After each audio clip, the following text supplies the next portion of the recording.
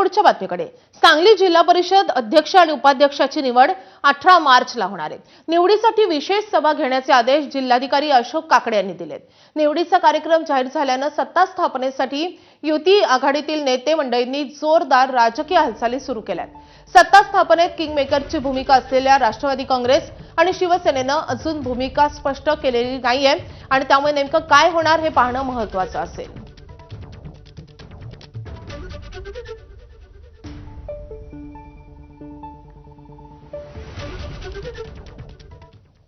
वळ्यात पुढच्या महत्त्वाच्या बातमीकडे। ई चलान प्रणालीच्या विरोधात आजपासून वाहतूकदार संघटना चक्काजाम आंदोलन करणार आहेत।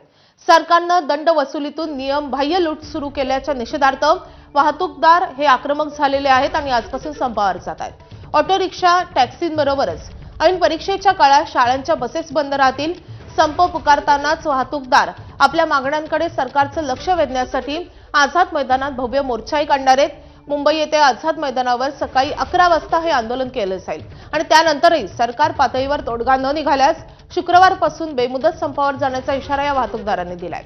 ई चलान प्रणालीच्या माध्यमातून नियमबाह्य पद्धतीने लूट सुरू असल्याची नाराजी या वाहतूकदारांमध्ये आहे।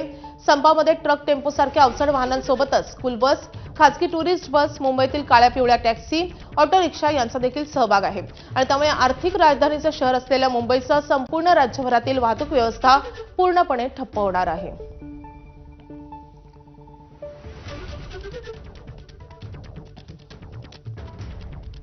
ई चलनाच्या निषेधार्थ सर्व बेमुदत बंद आंदोलन पुकारलेलं असून याबाबत राज्य सरकारकडे गेले 1 वर्षापासून चर्चा चालू असताना देखील राज्य सरकारने याबाबत गांभीर्याने हा विषय हाताळला नाही।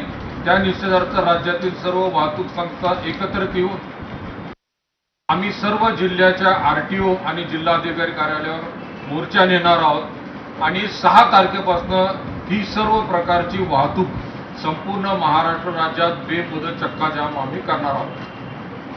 हमारा जो मीटिंग हुआ था ट्रांसपोर्ट कमिश्नर के पास, जो मुख्यमंत्री के आदेश के ऊपर इन्होंने बुलाए थे, उसमें कुछ भी सफलता नहीं मिली। पहले जैसे हमेशा आश्वासन दे रहे थे।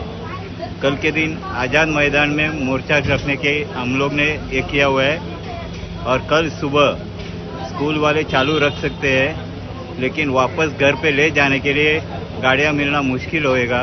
और अगर सब सही रहेगा तो परसों से भी शायद सभी स्ट्राइक लगाएंगे, सभी ट्रांसपोर्ट, इसमें रिक्शा, टैक्सी, ट्रक्स, टेम्पो सब आएंगे। तर या वाहतूकदार संघटनांच्या नेमक्या काय मागण्या आहेत आपण ग्राफिक्सद्वारे जाणून घेऊयात। ई चलान प्रक्रियेत तातडीने सुधारणा करावी ही त्यांची प्रमुख मागणी आहे। त्यासोबतच दंड वसुलीच्या नावाखालची वसुली रद्द करावी ही देखील त्यांची मागणी आहे। कायद्यानुसार 90 दिवसात कोर्टात प्रकरण पाठवावे अशी देखील त्यांची मागणी आहे। त्यासोबतच स्पष्ट फोटो असल्यास दंड आकारू नये असं देखील या वाहतूकदारांचं म्हणणं आहे।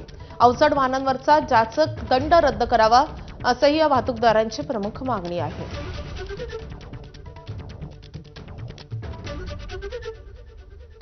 तर वाहतूकदारांच्या